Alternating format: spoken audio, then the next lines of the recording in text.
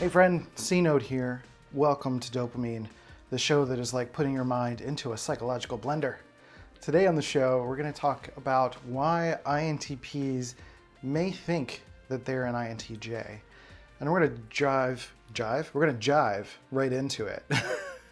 What we're going to do is break down some bullet points, basically. INTPs versus INTJs, then why the confusion, their use of imagination, problem-solving differences, discipline, and emotions. So we're going to first start off with INTPs. What makes an INTP an INTP? Just first of all, these are going to be cliff notes. This is just a quick bullet point list.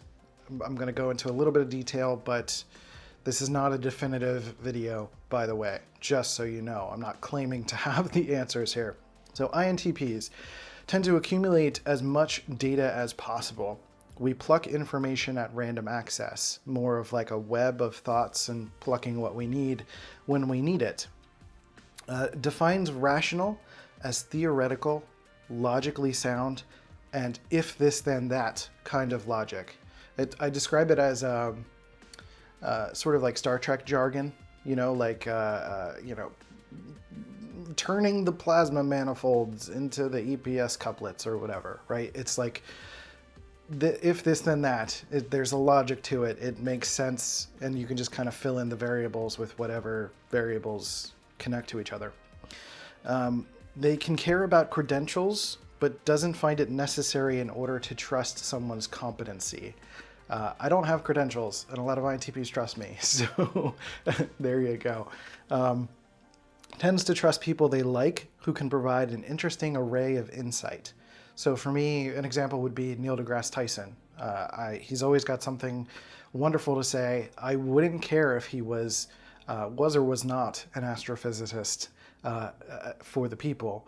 But there's plenty of people out there who don't necessarily have the public credentials that INTPs kind of tend to gather around, and it's because they provide interesting insights regularly. And the other stuff, the external credentials, don't matter as much.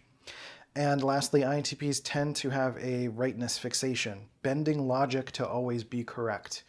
And each personality type has this fixation. Each EJs, IJs, IPs, and EPs each have a fixation, and it's called the firm model. If you want to go check that out on Personality Hacker, they've got episodes on that. That's a model that they've created to help understand the tertiary function fixation that each personality type has. And for INTPs, that is rightness. And being right is above all things, wanting to be correct in any situation, because we care about competency. We care about being, we want to be seen as the authority in terms of logic, whether or not we have the credentials. And being right consistently allows us to do that. INTJs have their own fixation, and we'll get to that in a second. So, INTJs. INTJs accumulate data needed to manifest their vision. So they're not just gathering any information, they're gathering relevant information to what they're trying to accomplish. Typically calls upon information in the order needed to accomplish the task. So right now I'm going in an order, but it's kind of an arbitrary order. There's not I'm not doing any kind of a personal emotional assessment to figure out what is the most effective way to do this. I'm trying to use a little bit more TE, extroverted thinking, in my life through these videos, but I'm still fighting my own introverted thinking of random access, right? I want to just jump to the complicated stuff. But INTJs will typically call upon information in the order that's needed to accomplish the task. And as INTJs get a little bit older or more integrated, they'll be more malleable.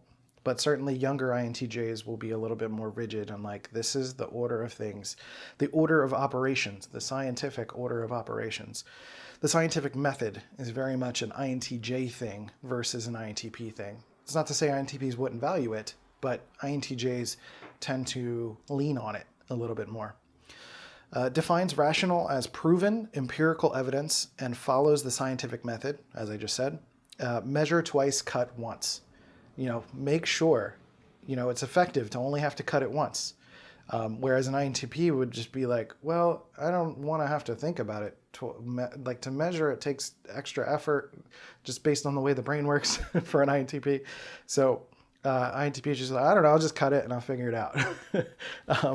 INTJ will measure twice, cut once. Get it right. Do the thing as you're supposed to do it. Cares about credentials and verified data. This will be a little bit later as extroverted thinking comes into the fold for INTJs, because they don't lead with their thinking process. INTPs lead with our thinking process. They actually lead with their intuition process. They lead with their perception. So when they do get into extroverted thinking, they are going to care more about credentials, getting credentials for themselves, or people who are verified, people who have gone through the rigorous testing. Not even people, but ideas, things that have been proven amongst, a panel of peers of sorts, and verified data by respected officials. ISTJs will be a little bit more stern about this, but INTJs care about it too. Tends to trust good people based on their own definition of good. So where INTPs are going to be more focused on culture, a little bit, more unconsciously, but there's more of a cultural awareness or the vibe of the room. INTJs tend to focus on themselves being a good person and other people being, morally good. And FI, introverted feeling, is not just about morals. It's more about personal motivations and understanding those. And because introverted feeling is a little bit lower on the INTJ stack, it's going to be not as elegant as like an FP, for example. So it's going to be a little bit more binary, but for the most part, it is about this like assessment of whether or not someone is a good person and having good intentions and doing the right thing. Tends to have an invulnerability fixation, may blame ineffectiveness of others before having to deal with their own feelings. So invulnerability is the protection of that tertiary FI, that tertiary introverted feeling function. And that's so that they, you don't want to have to feel those difficult feelings. And if you try to get it right, or try to make sure that other people get it right, then you don't have to do that. And that can mean a management fixation. That could mean bending the truth of sorts. You're bending your perspective on reality to not have to face how you feel about something as an INTJ. Introverted thinking is an active deduction process. So introverted thinking is about looking at the web of ideas and stripping them away. Think about it as like you have 1,000 puzzle pieces, and they're not all to the same puzzle. The idea is that you're trying to strip away all of the pieces that don't belong to this puzzle, or separating the pieces so that they belong to what puzzle they belong to. That's more of an introverted thinking type of process. We're just picking through the rubble and organizing those ideas, or eliminating things that are not relevant to things that we care about, or relevant to each other, rather. But extroverted thinking for INTJs is a linear completion process. So it's more of a checklist process. It's more of a, what are the steps that are going to get me to where I want to go? Like I said, they lead with introverted intuition. They lead with a perception process. So that process is going to take them, that extroverted thinking is what's going to take them to their goal, to their vision. And it's an additive completion process. It's building things up. And so introverted thinking is a little bit more of a tearing things down, or at least refining things. It's not negative or versus positive. It's like an active construction process for extroverted thinking for INTJs, versus a problem solving, looking for the broken links in the chain for introverted thinking. And that brings us into problem solving. For problem solving, INTPs tend to solve problems by accumulating as much data about the process as possible and noticing the weak links in the chain. So like I was just saying there, this is an effort to track foundational principles and find out where things go wrong. So when you're taking the puzzle pieces and something's not fitting, it's about starting to understand why these puzzle pieces fit together, how the lines for each puzzle piece, like what makes sense there, and just kind of putting things together in a way that makes sense, or noticing when a puzzle piece is broken or bent or needs to be replaced because the overall image is distorted and it doesn't quite work. And that's unique to introverted thinking. INTJs tend to solve problems that impede progress along their path.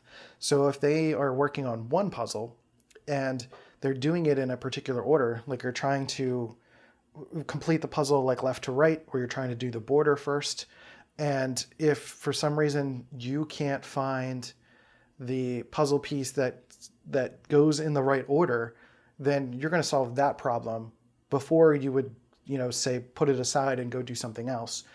An INTJ would be a little bit more focused on trying to fix that specific problem so that they can go forward. Forward motion is very important for an INTJ, a healthy INTJ. So now I'll go back up to use of imagination. Introverted thinking, like I said, or introverted intuition rather, for INTJs, is a passive imaginative process. That is a quiet place. It is more meditative. It is more like just letting your mind relax and flow and visualize. And for INTPs, the extroverted intuition process is an active exploration process in the outside world. It is using your imagination to see, to be able to look at the trees. Like I've got trees out here that have snow on them, and think about them as like, it's like sugar on top, or there's salt everywhere. Like it's not literally snow. You can imagine and play with the possibilities of like, if I didn't know what that was, I could make a conjecture or speculate on what that actually is, and use that as an imaginative process.